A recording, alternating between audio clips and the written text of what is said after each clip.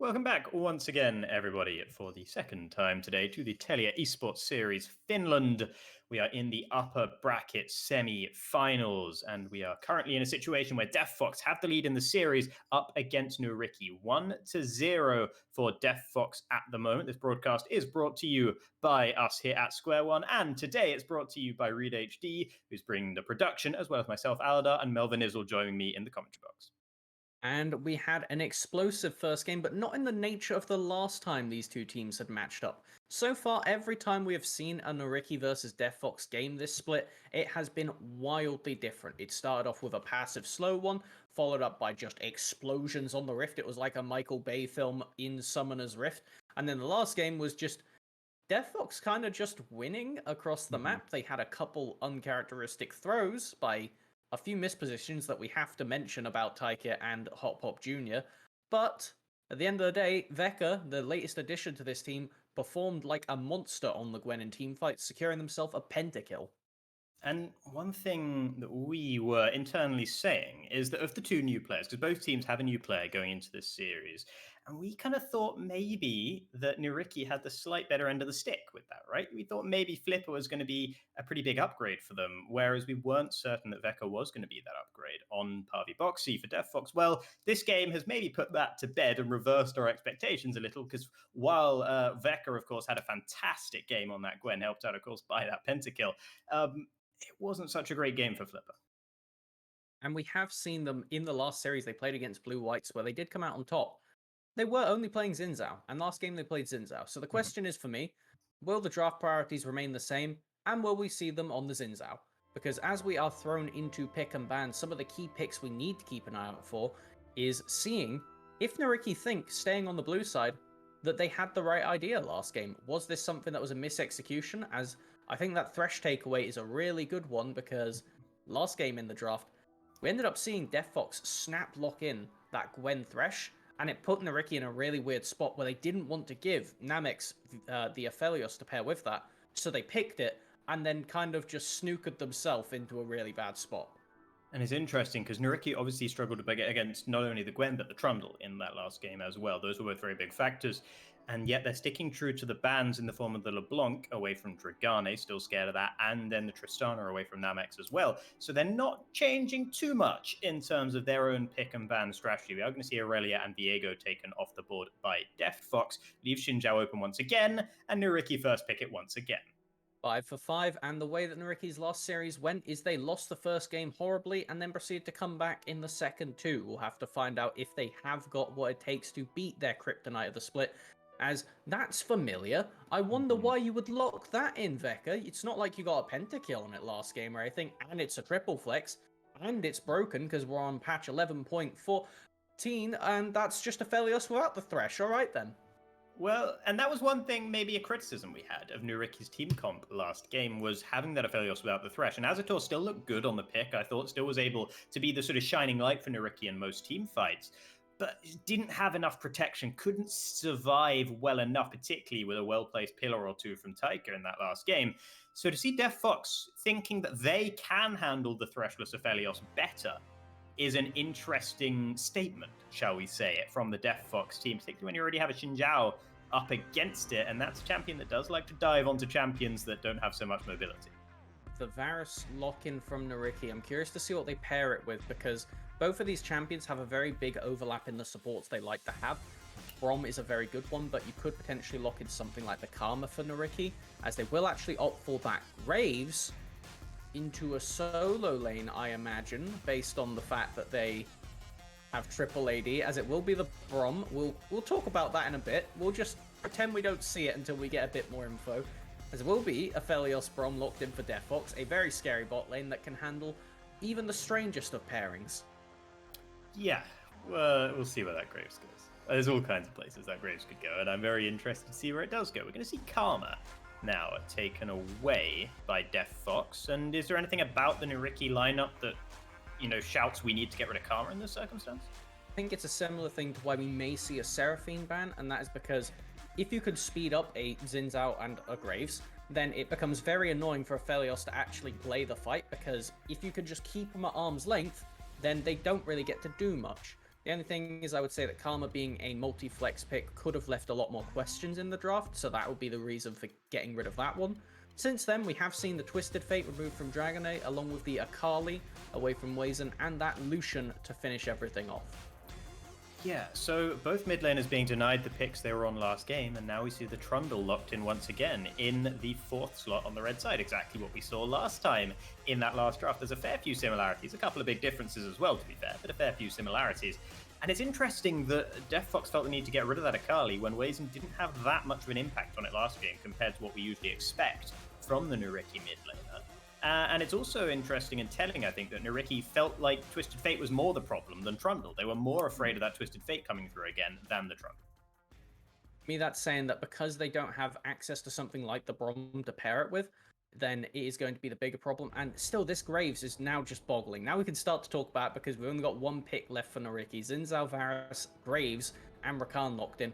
Question is going to be which one of those two jungle champions is going to be heading towards a lane, and which one, as we do get the Seraphine. Mm-hmm. So my current bet is it's going to be Graves top lane with the Seraphine Rakan support with the Varus, which I would say is not the best pairing they could get, as DeftFox will finish off with a Snap Sylas lock-in saying, I like them ults, I think I'll borrow them.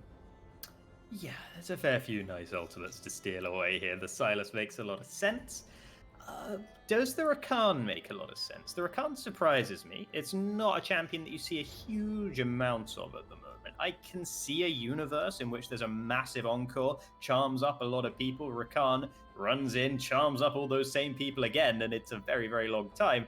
Is that what they're going for here? Is that the idea for Nyyrikki? Part of the reason that you would pick Rakan here is because they can actually dash into the Brom and actually get something onto them in lane, and they have the ability to fly back out. So provided that Aphelios doesn't have red or white gun out, then it means that they can safely get a knock-up, go for a quick trade with the Varus, set up for those Qs and get out.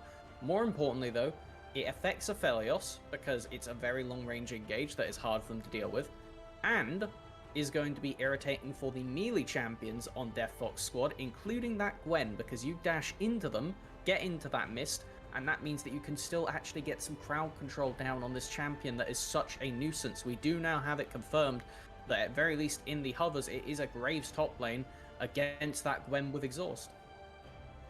Apparently, specifically, it's Electrocute Graves. So I think we're going to see Electrocute Graves with a heavy lethality build, is what I'm expecting to see on the top side of the map. Now, I have heard about this. I've seen it in certain areas, and I've seen it be very effective. So it's going to be interesting to see whether Patoska can make it work. It's a different look to the Gangplank from last game, for sure. Different is one way to say it. Thing is that they have opted for the flash as opposed to Vecca taking that exhaust this time. So when they go for the trades, Vecca should still come out on top. The only difference is when ganks come rolling around. Last time, the only reason they escaped from while they ganks was because they had the ghost available to get into a position where they're a bit safer. This time, Vecca needs to be a bit more conservative in the early lane phase because they are still against Flipper Xin Zhao, and with that Seraphine mid who should be playing relatively safe, all things considered, they have to be ganking these side lanes. If you are Xin Zhao and Flipper is not paying massive dues to both of these sides, then it is going to be a big problem for Nyyrikki in this game. So we've got an idea of what Nyyrikki are needing to do here. What did DeftFox need to do? What aspect of Nyrikki's team comp are they looking to attack and focus in on most here?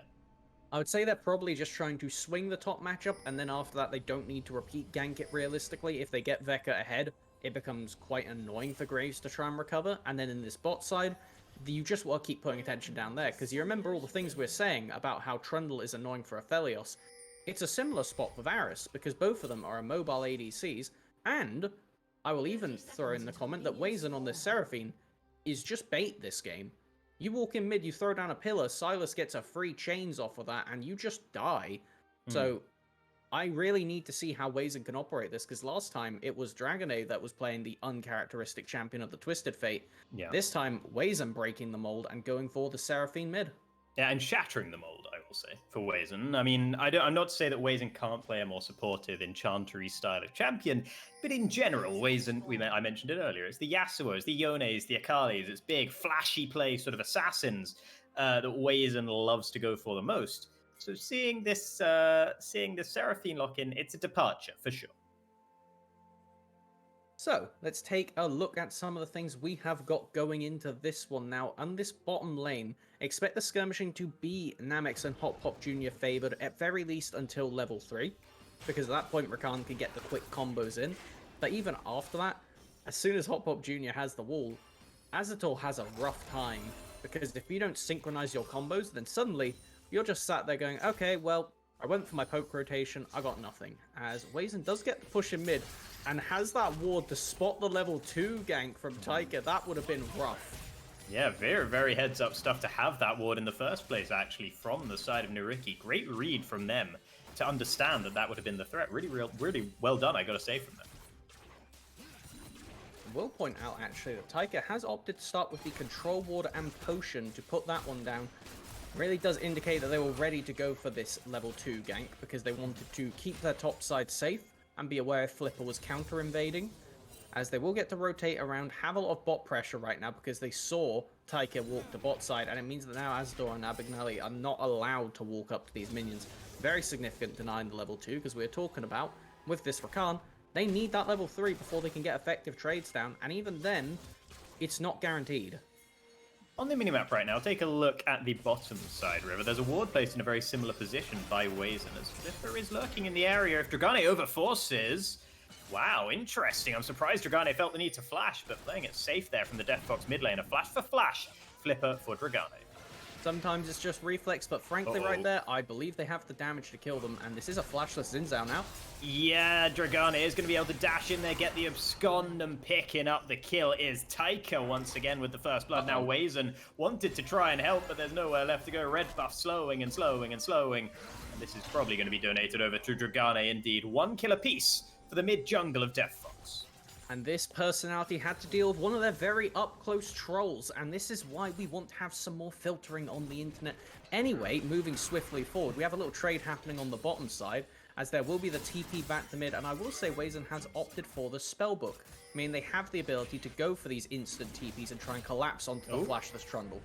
They're not done. They're not done in the middle lane. There's Taika getting caught out. The beat drop will root up the Trundle for a little while, but Dragane also teleported back to the middle lane. And with that, Nyyrikki will not be willing to push the fight any further. Most significant part about that is the fact Trundle gets double Skull Cram. That is going to be a lot of XP in their pocket, considering they did not end up going down in that fight. They are going to be very ahead of the curve, and if you look at their camps right now, with the exception of Gromp, they could even path up to top side, but actually, they're taking the aggressive path, and they are choosing violence to look for an invade or another gank onto this. Still Flash Seraphine. Ooh, Abagnale with the grand entrance, making a grand exit there, just about able to prevent getting caught out by the Winter's Bite. And Taika is also lurking on the bottom side of the map, and they know they've been able to get rid, they've been able to force the support out of lane. It's just Azatol there. They might be setting up a dive on the bot lane. They have to go for it immediately, or they are not going to get the chance, because we do have Flipper now basing and running to bot, and you can see this is why Azador's just trying to clear the wave in a safe position. It's crashing now, but Hop Pop Jr. is in the way.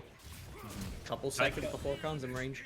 Taika had to show their hand by getting that wave pushed in because Namex wasn't able to do it quick enough. And now, great grand entrance from Abagnale, but it's Dragane is the first mid laner to roam down as well. Teleport coming in behind. That's going to be Patoska looking up to pick some early kills and could make a big difference. Azator gets the first. Taika, very low health, running the wrong way here just to make sure that the rest of the members of DeftFox can get out alive and might try and turn it around onto Azator as well. But it's just going to be a double kill donated straight to the hands of the AD carry for Nyyrikki.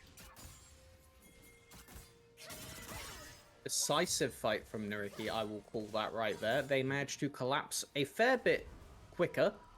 While they weren't there first, they were there together, and that was the part that really made the difference. As now, Abagnale, I love what they're doing right here, but Namex has not left, is going to avoid this just getting put in a rear dire lane state right there.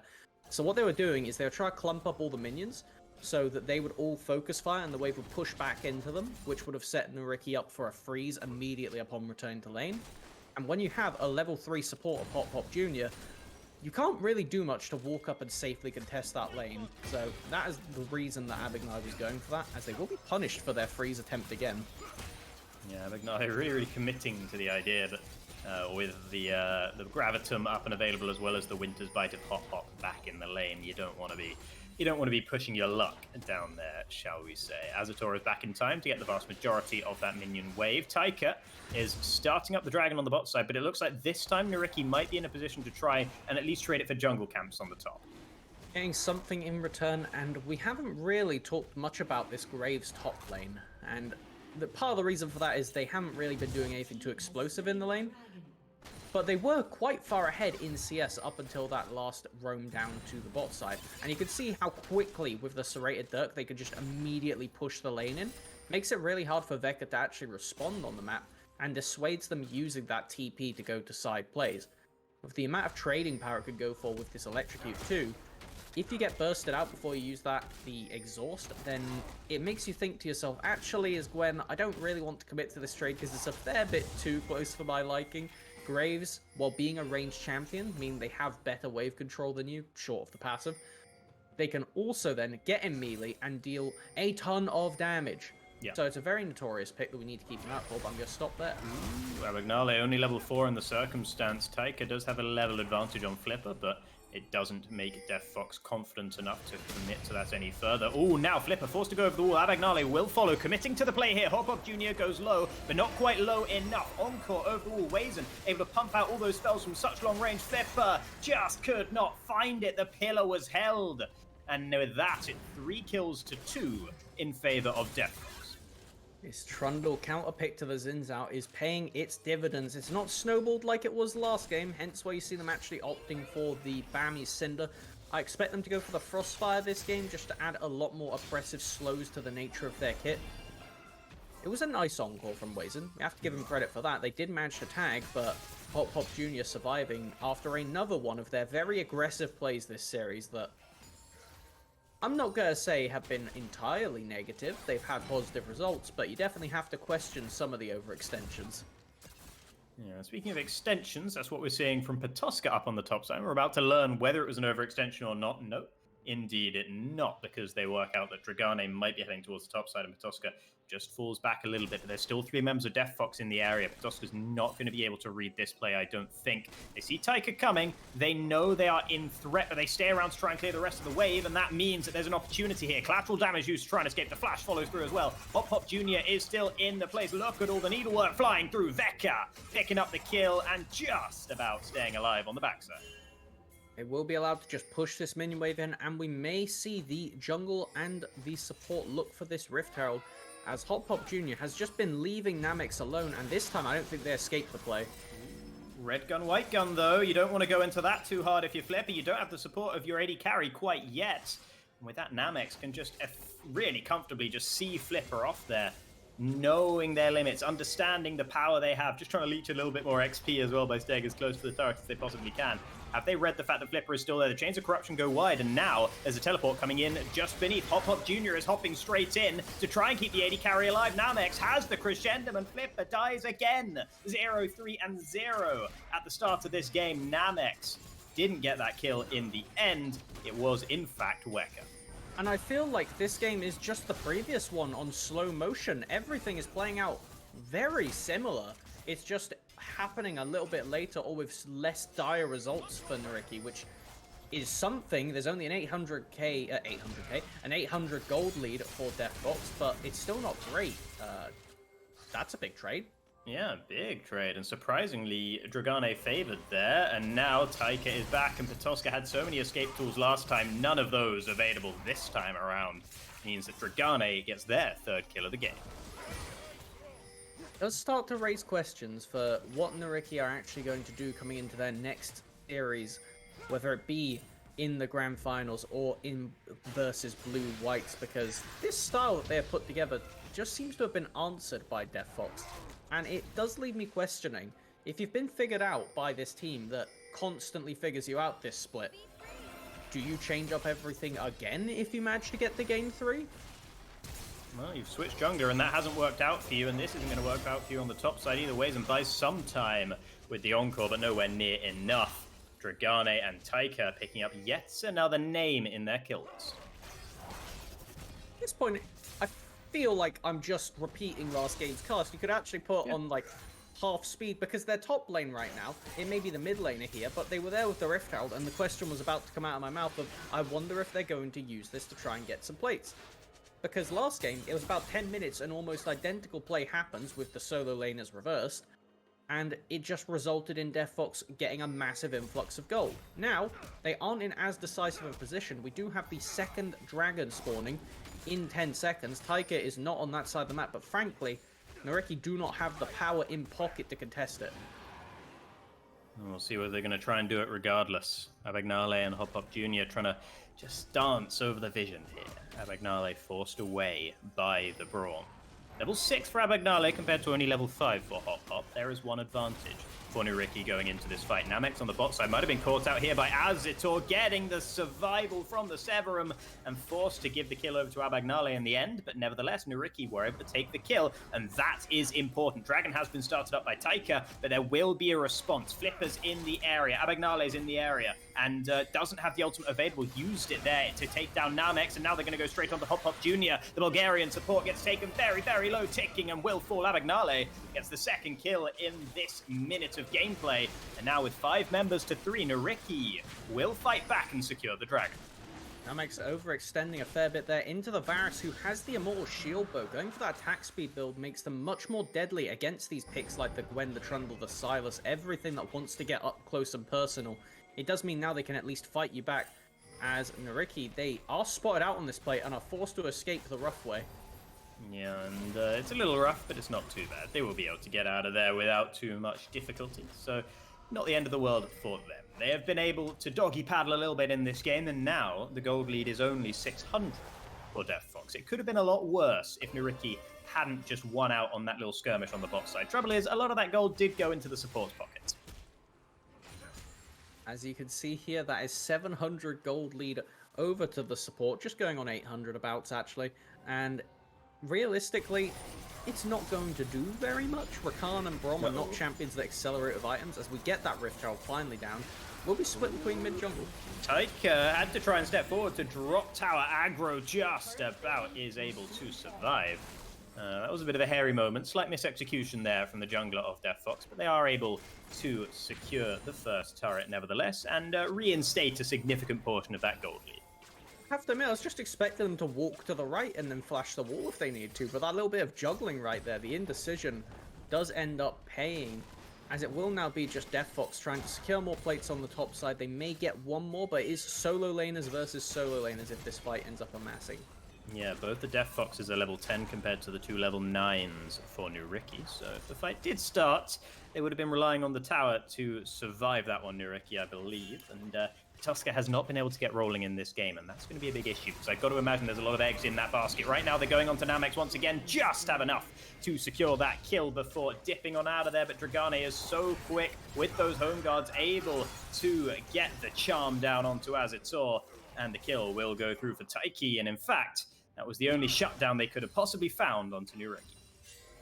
And it does beg the question that how much gold are you sitting on for DeftFox right now, because you take a look, and you can see it is a good amount, 3k being sat on in just the mid-jungle, finally being spent now. About 5k on the map at that point when I started the sentence. As we tag back over to items, you can see how tangibly it's represented by the 3 mythics that Nyyrikki had. And at the time, it was only the one for Namex, and they only picked that up because they died and bought it. So it is something that not playing around these item spikes can lead to dire consequences, and it's part of how Nyyrikki have managed to crawl their way back into this game. And I gotta say, this guy right here, Abagnale, is a player who has had a positive impact in this game in general. Been a bit of limit testing maybe on the bottom side, but in general, I think Abagnale has actually been a lively force for good for Nyyrikki in a way that they didn't necessarily have at all points in that last game. It was a very bloody game, but it just feels like Abagnale has a bit more agency on this Rakan compared to the Nautilus from the previous game. Now, Abagnale is in a little bit of danger, but you can see, just feeling very, very safe, delaying the escape onto Azitor there. Well, you see, the reason for that is Rakan has 3 dashes, Nautilus has 1. And when you're against the Trundle, that's the interaction you get right there, where it's like, maybe I won't go. But it's not as bad as Nautilus just getting blocked at every avenue. So, being allowed to play the game, we find out that Abagnale is quite a good League of Legends player. And they're on a solid pick for fighting this opposition, as they are looking to do now. Ooh, and they're going to get the engagement once again. They find Namex, who dies for the 3rd time in this game. Hop, Hop, and Taika are there to try and respond. Great beat drop, though, from Waze, and will root them up. Veka looking for the fight. Has Flipper to get some free auto attacks down on towards, but still 4v3 in the fight, and they'll secure another kill onto Hop Hop Jr. Taika looking to try and turn it around with Veka as well, who is still very high HP and currently immune. But Nyyrikki know their limits, and they back off, taking just a couple kills, and now they'll focus on the turrets as well. Perhaps they've put something together with this Seraphine plus Xin Zhao in the mid-jungle. Bit more supportive than the last time with the Akali Xin Zhao, and it is going to enable their addition of Flipper to actually go in aggressively with Abagnale and get things done. And as you can see from the scoreboard, if Abagnale is going in, it's usually been a good decision as of current. 7 kills to 8, now 1 dragon apiece, and the gold lead only sitting at around 700. Nyyrikki do actually have 3 towers compared to DeftFox's 2, because they also, the minions on the bot side that Petoska had been pushing in were able to take down that tower. Next dragon is spawning in just 20 seconds, and DeftFox trying to get some chip damage onto this mid turret while they wait. Important person to keep an eye on this fight is going to be the positioning of Wazen. They have the flash available, but they are the team's sole source of AP. As you can see here, opting for the Liandry's build, just so they can actually force them to acknowledge some MR on the opposition. If you take a look, only armor picked up as of current, as the dragon is aggroed, and it looks like Nyyrikki have better things to do. Yeah, and better things to do seem to be 2 people just getting the mid lane wave together. You know, Abagnale helping Azator to pick up that wave. Petoska still scaling up, picking up farm on the bot side as well. Has to worry a little bit about Dragane, but yeah, uncontested dragon is the main headline here. DeftFox making it their 2nd dragon of the game. Has got the Rift Herald being started up by Flipper now. A little bit of a collapse because they were trading sides of the Rift. This will be what they use to compensate for losing that dragon. Question is going to be what you do with it. Frankly, a single Cloud Dragon isn't going to win you the game in most circumstances, so it's not the biggest loss in the world. And it looks like the spam pings are going mid. They are running straight away, as it looks like the bot lane for DeftFox to try to cut the wave and stop them. Yeah, we can see them. 4 members of Nyyrikki in that area. Only 3 at the moment, but the convergence is coming through. They're going to drop the Rift Herald straight away as they have this mid lane priority, but there is a collapse that's going to be threatened in just a moment. You can see Dragane's heading back to base to get some mana before teleporting in. Petoska teleporting in on the backside to try and dissuade Taiki and Hop Hop Jr. from going too far forward. Now Veka is the one who's been caught out. No turret left, and everyone in the mist means that that will be a kill taken down early. Flipper continuing the fight, goes on to Namex, but look, Namex has the 2 guns they want in this fight. Abagnale trying to deal as much damage as possible. Dragane doing a lot as well, and there are still 3 members of each team left alive. Petoska yet to really have a whole impact on this fight. Taiki wants to step forward, just playing on the edge of aggression right now. They find Azator there with the chains, but Azator still had the flash up and available, and now look at Taiki, so low and will be taken down by the smoke screen of all things. Dragane goes into the smoke screen, couldn't see, and gets shot down as well. Now it's just Namex left alive with almost no mana left either. The arrow almost does enough. The beat drop will force the flash, and how brave was Namex to still have the flash up at that point. And DeftFox lose the fight in the end. 20 seconds on the Baron spawn. They will not attempt to go for it here, but they are going to claim their hoard of gold they pick up after that. Now taking the gold lead is going to be significant itemization pickups. Keep a look at the inventory. The wit's end now from Azator makes them so much more frustrating to deal with in these fights. Take a look at the main people that's going to be hurting them. It's the Gwen and the Silas. Both of those magic damage combined with the Blood Ward. On top of that, they are going to be so hard to kill. This Immortal Shield Bow is just going to add a lot to their HP bar combined with Rakan. Frankly speaking, DeftFox, they're in a really scary spot now. If they don't get a solid engage, if they don't get Dragane getting a massive encore or a quickness onto multiple members, this Varus may shortly become a bit too hyper carry to handle. Yeah, and that's not something you always say about Varus's as well, so they're going to have to be careful for Azator, who's been able to get significantly ahead in this game, as you mentioned. Tosca also still building up the money, still getting there with the items, still only sitting on one completed item as well as the boots at the moment, but should become more threatening as with the next item that comes through. We are going to be met with, once again, another lull state before this Baron. And let's talk about Baron damage for both of these teams, because DeftFox do a lot of it. Trundle, even with this build, not going for the Sunder, it still does solid Baron damage. When it's the equivalent of having an AP ADC, once they get into that Nash's Tooth, presumably next item, they will shred it. Namex, it's very gun dependent, but whenever they have the white one or the red one, they usually have a pretty quick time of it. We will see the progress towards that Nash's Tooth picked up into Veka's inventory. Whereas on the other side, you don't really have many ways to actually walk into them, because with this attack speed Varus and the zoning that Seraphine can do with the AP, it's really hard for you to want to approach that, because you don't just chuck down the pillar, because then you get encored in return, and it's going to be almost entirely reliant on Hop Hop Jr. having this wall available to block it or the Chains of Corruption. And the fact there's two things means that they're going to have to be paid overtime if they are to keep their team alive. Next dragon spawns in 48 seconds now, and I think that's going to be the next site of an engagement. I say that as Abagnale goes in the middle lane, but realizes there's rather more members of DeftFox there than the support of Nyyrikki had previously been aware of, but was able to escape from the situation. That was the ult blown, though, by Abagnale. Traded for the Gale Force, though, that is going to be a lot of the mobility gone from Namex, if not all of it, actually. No flash available, no Gale Force. This is all going to be positioning, and they don't have amazing guns. Flipper goes forward again. They get the double knock-up onto Hop Hop and Taiki. Hop Hop is low, but Dragani on the backside of the fight gets a big encore. Stolen away there from Wazen and Weck, arriving in the fight just exactly when they mean to. They're picking up kills left, right, and center again. It's a triple kill for Veka. Don't kill Flipper Namex. He's done it. It could have been the second Penta in a row for Veka. It might just have to be the Quadra instead. And in fact, Wazen was able to do enough to take down Veka on the backside, but the ace comes through for DeftFox. I'm telling you, this game is a sick joke. It's just the last one on half speed. Even the Quadra kill, just the slightly toned down Penta kill. DeftFox, it is a closer game, but they will be able to look for this Baron now. No teleports available from Nyyrikki. Only thing I'll say is, oh, never mind, he's got red-white. This is gone before anybody can contest. The only question is if they wait for Veka to respawn first. Yeah, I mean, they could do. I don't think they have to. But yeah, I think they probably will be taking this down just about once Veka is alive. It would make a lot of sense. Hop Hop Jr. actually going quite low, but nothing to be too concerned about. 1 second, Veka back alive, and every member of the team will secure. Actually, no smite by the look of things. So Abagnale could have potentially tried to do something there, but it would have been very, very brave.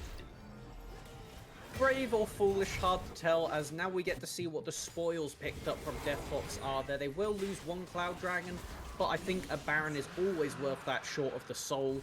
Let's take a look at the map right now and see what they actually try and do with it, because you have the TP available for Veka, but no longer for Dragonay, which means playing the map becomes a bit scarier, especially against Abagnale, who has been pretty on point this game with engages, along with the backup of Wazen and Flipper.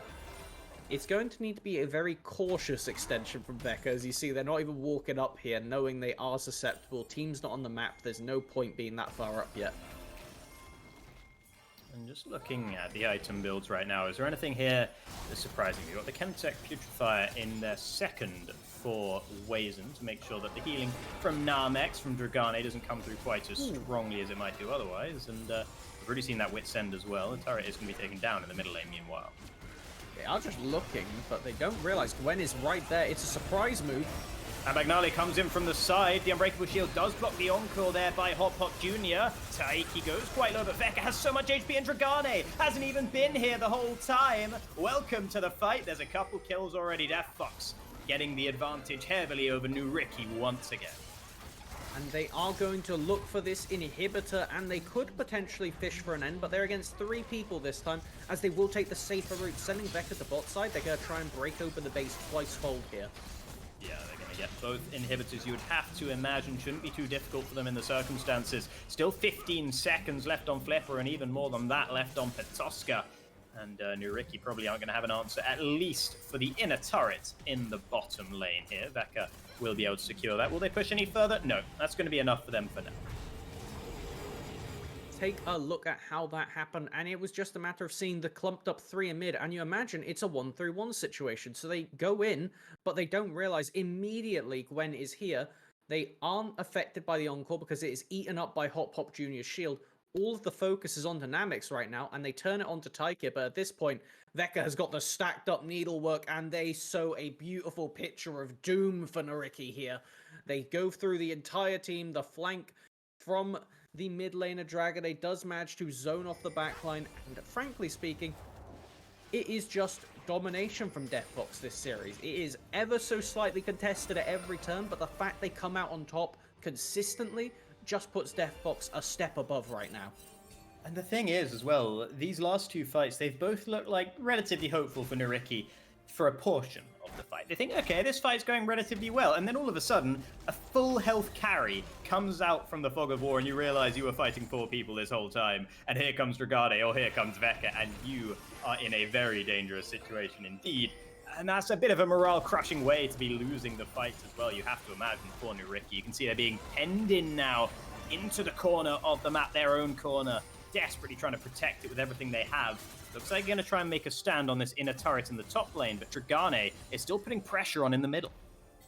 Just trying to put them in a catch-22. You don't want them to be able to win any scenario here, as it will be Patoska running back to clear that mid wave. On the Graves, does have good wave clear still at all points throughout the game, but without the Baron, it looks like DeftFox are mainly just trying to make them slip up. They're not actually looking for the tower, they're just waiting to see if they force a fight. With Dragade having the teleport available, this is just a pressure play. It's not actually to get anything done. You can see the map, no jungle camps, no objectives. This is just saying we want you not getting that mid lane farm because we aren't getting it anyway, and wasting as much time as possible before that dragon spawn in a minute, where you're going to see DeftFox take the reset and presumably go for that one.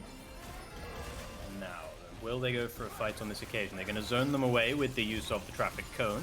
And DeftFox should take that down. Wazen just takes a big chunk of HP there. Got a little bit nervy for the middle laner for Nyyrikki, but they're just going to back away safely. But they do lose another tower for free. And the flash on Wazen being blown is such a significant one because realistically, if you can kill this magic damage source, the amount that they are doing with just this purifier to half the healing of a Sylas, a Gwen, even the Aphelios depending on guns, and a Trundle who gets massive influxes of health every time something dies around them. It's an amazing bit of itemization here, but frankly, if they're killed, it doesn't matter. So keep an eye on Wazen again for this fight. It is going to be all down to the pillar, because if you look, Flash is up for all of the DeftFox members. They are going to be going full ham for this fight if it's even contested, and it looks like they won't try. Yeah, looks like that is going to be the 3rd dragon for DeftFox going over to them. They just have too much control over the map right now for Nyyrikki to contemplate even contesting that. And especially when it's only the 3rd one for DeftFox, he gets them the soul point, sure. But it's not really a win condition in this game, that Cloud Dragon. I don't think they're too massively concerned about it, and they just need to try and hold on for as long as they can. But at some point, you've got to imagine Nyyrikki have to grasp onto something to try and prevent this game from slowly bleeding them out. And I think what they're realistically hoping for at this point is just one of these little pressure plays that DeftFox are keeping doing over and over again to just be slightly executed poorly. They just need Dragade or Veka to be a little bit too far up in the side lane for a little bit too long. But frankly, with 11 seconds until this Baron, I don't think they're going to get the chance, and it needs to come off of somebody getting picked.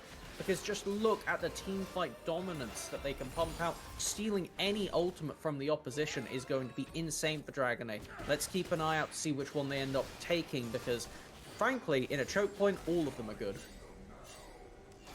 Taiki stepping a little bit far forwards there, but has so much move speed they can just walk away. The beat drop not fast enough from Wazen to do anything about the overstep potentially there from the DeftFox jungler. Once again, it's all 5 members of Nyyrikki who are all grouped up. This has been the case so many times.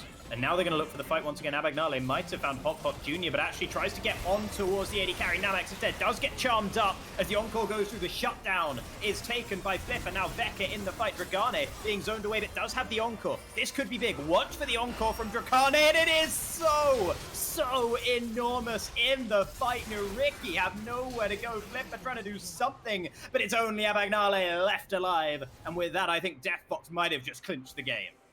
Seraphine with a single song and Dragonet dropping an entire album onto Nyyrikki's hopes for making their way into those grand finals. It is going to be sieging now for inhibitors.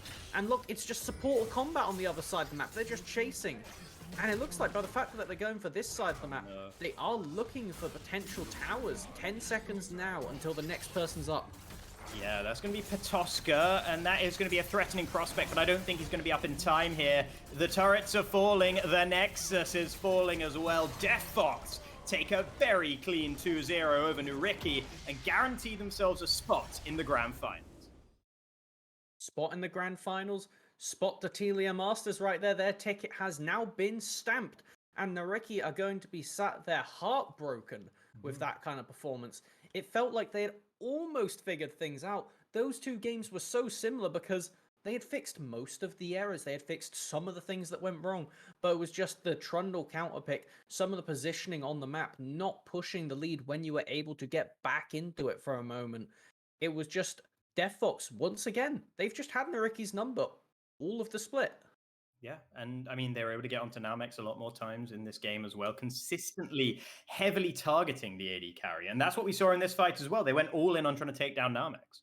And you can see here is just the speed Abagnale has, instant encore, popping them immediately, and you think that should be what you need. But look, flanking solo laners, and watch Veka again. Every fight, just insane damage on the Gwen. They just absolutely obliterate the enemy comp, and here is the encore, the biggest album of the year. It is bye-bye Nyyrikki out of this tournament into the lower bracket right now. It's going to be them versus Blue Whites, as this fight is just over. As soon as that encore hits at a choke point, it's game over. We're talking about how good the Silas is with these ults, and you got to see it right there. Yeah, that was the second best encore of the game, maybe even the best. And the other one that's in contention for the best was also cast by Dragonet in that game, I think. So really, fantastic use of the Silas in that game. That was a really good pick, I think, as well in the draft as that final pick. That's sort of big checkmate. You've got a lot of good ults here, and we'll be happily taking some of those off your hands. And yeah, the patience in that last fight from Dragonet as well was on full HP for a long time, was letting Veka do all the work, just lining up that encore, because Dragonet realized, much like in game one, Dragonet realized the gold cards, that's what they're there for. In that last fight, the encore was what they were there for. The utility Silas. And it will mean that on Saturday now, we will have Blue Whites facing off against Nyyrikki. Nyyrikki only got to this game because they beat Blue Whites. But frankly, looking at this form from today and looking at some of the answers, the Trundle in particular is one that there was just nothing that we realistically saw them able to do. Locking in that Xin Zhao and then letting it get through to the second rotation again and still getting the Trundle again. It's not just a support counter. It really is just so irritating to deal with right now. The stats on it are not way too high, but with these kind of compositions you're looking for Nyyrikki, it's something that if I was Blue Whites looking at this game, I would say, maybe I should pick that up. It's a pretty easy champion. It's only until Saturday. I got a few days. Yeah, I mean, congratulations to DeftFox, of course. Commiserations to Nyyrikki, but it is not all over for them. As you mentioned, just talking about it, being able to go up against Blue Whites, there's stuff they can learn. They were clearly learning throughout those games as well. If they do manage to beat Blue Whites and come up against DeftFox in the finals, I would be surprised for it to be this level of stompy, shall we say, in those finals. I think they learned from those games, and I think they are getting better. So hopefully, for Nyyrikki's sake, if they do get to those grand finals, they will be able to at least make a bit of a series of it. And this was a very short best of three series today, I must say. But thank you all very, very much for joining us in this series. Is there anything else you'd like to say about it, Melvin, before we wrap up? I would just like to say, I'll eat my words. Very well done, Veka, in that series right there. Absolute monster on the Gwen, as we were theory crafting how this was going to go for series play with the teams. They have fit in like a glove, and while you can see there were still some issues with how the team plays around who is going to be weak side, I think if they can refine this, this team is going to be absolutely terrifying coming into Telia Masters. Remember how it happened in the last one with Nyyrikki stomping their group? Perhaps DeftFox are going to take over that reputation. 2-3 last time in their group, but maybe they will be able to get that 5-0 that we saw from Nyyrikki in spring. We'll have to wait and see on that one, of course, but DeftFox are definitely going to be in Telia Masters. So make sure you watch them and cheer them on there as well. Thank you guys all very, very much for watching today. This has been the Telia Esports Series Finland upper bracket semi-final. DeftFox taking the series 2-0 over Nyyrikki. It's been brought to you by Square One. And if you want to keep up with the rest of the playoffs, make sure you follow Square One here on Twitch as well as on Twitter for consistent updates about the Telia Esports Series Finland.